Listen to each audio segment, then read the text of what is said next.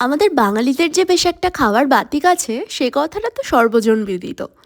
আর এবারে নববর্ষের এই রান্নাবান্নাটাও হয়েছিল বেশ জম্পেশ।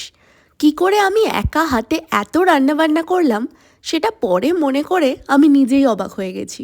তবে হ্যাঁ, একটু সিস্টেমেটিক্যালি সব কিছু করলে একেবারেই কষ্ট হয় না। যেমন এই ছানা পোড়াটা আমি আগের দিনই করে ফ্রিজে রেখে দিয়েছিলাম, আর রাত্রিবেলা মাটনটাকে ম্যারিনেট করে রাখলাম পরের দিনের জন্য। এতে কাজটা অনেকটা সহজ হয়ে গেল। সকালে উঠেই আমরা চলে গেলাম ইলিশ কিনতে।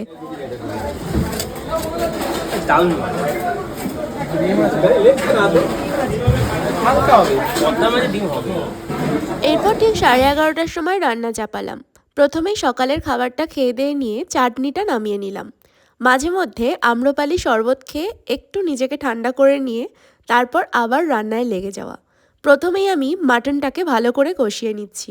এরপর সোনা মুগের ডালে ফোড়ন দিলাম গরম মশলা, কাজু, কিশমিশ, পেঁয়াজ, লঙ্কা দিয়ে। তারপর আগে থেকে সেদ্ধ করে রাখা মুগ ডালটা ঢেলে মাত্র 5 মিনিট রেখে নামানোর আগে একটু আদা কুচি আর চিনি দিয়ে নামিয়ে নিলাম।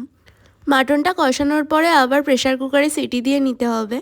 আর এদিকে সমস্ত কাটাকুটিগুলো পুপুন করে দিচ্ছিল, তাই অনেকটা হেল্প হচ্ছিল। আমার মাও আমাকে অনেকটা হেল্প করে দিয়েছে এইভাবে শিলে সর্ষে পোস্ত বেটে দিয়ে আর শুক্তো সবজিগুলো কেটে কুটে। শুক্তো তৈরি করার জন্য আগে থেকে কিছু সবজি যেগুলো প্রেশার কুকারে দেওয়া যাবে না সেগুলো আলাদা করে ভেজে নিলাম। শুক্তোতে আদা, তেজপাতা আর পাঁচফোড়ন দিলে খুব স্বাদ বাড়ে। সর্ষে পোস্ত দিয়ে সবজিগুলো একটু ভাপিয়ে নেওয়ার পর আগে থেকে প্রেশার কুকারে একটা সিটি দিয়ে রাখা এই ডাঁটা, আলু, কলাগুলোকে দিয়ে দিলেই মোটামুটি শুক্তোটা রেডি। পাশের ওভেনের মাটনটার দিকেও এবার নজর দিলাম, আর এতক্ষণে 1:30টা বেজে গেছে। ইলিশের গায়ে এই রকমভাবে নুন হলুদ মাখিয়ে নিলেই মনে হয় না নববর্ষ চলে এসেছে। ইলিশ মাছটাকে ভাজতে দেবো একটা কড়ায়, আর একটা কড়ায় ইলিশ মাছের একটা নতুন রেসিপি তৈরি হবে। কি রেসিপি? সারপ্রাইজ। প্রথমে হচ্ছে গিয়ে এইটা আপনার হাতে দিচ্ছি, ঠিক আছে? এই যে, এইবার আপনি এটার থেকে যে কোনো একটা পেজ চোখ বুজে ওল্টান। যে রেসিপিটা হবে সেইটা আজকের রেসিপি, ঠিক আছে? ঠিক আছে, যে পাতাটা ভালো লাগবে সেই পাতাটা আমাকে দেবেন, ঠিক আছে? এই পাতাটা, ঠিক আছে, হয়ে গেছে। তো মা যে রেসিপিটা বলেছিল এবার সেটা দেখে নেওয়া যাক। এটা হচ্ছে ইলিশ মাছের উল্লাস। উল্লাসের জন্য ভালো করে ইলিশটাকে ম্যারিনেট করে তারপরে রান্না করতে হবে। এই যে ইলিশ মাছের ইউনিক রেসিপিটা আর গন্ধরাজ মাটন কালা ভুনা, এই দুটোর রেসিপি আমি আলাদা করে দিয়ে দেবো। এখানে চিন্তা করার কোনো কারণ নেই।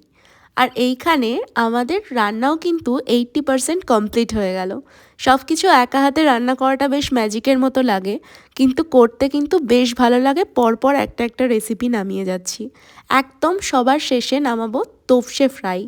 তোপসে ফ্রাইটা মুড়মুড়ে খেতেই বেশি ভালো লাগে, তাই জন্য তোপসে ফ্রাই, আর তারপরে পাঁপড়। পাঁপড় ভাজার পর সেটা একটা প্লাস্টিকের মধ্যে ভরে ফ্রিজে রাখলেই একদম মুড়মুড়ে থাকবে, কোনোভাবেই নরম হয়ে যাবে না। তো এইসব ছবি তুলতে তুলতে একটু দেরি হয়ে গেছিলো খেতে, কিন্তু তারপরে একদম আশ মিটিয়ে খেলাম।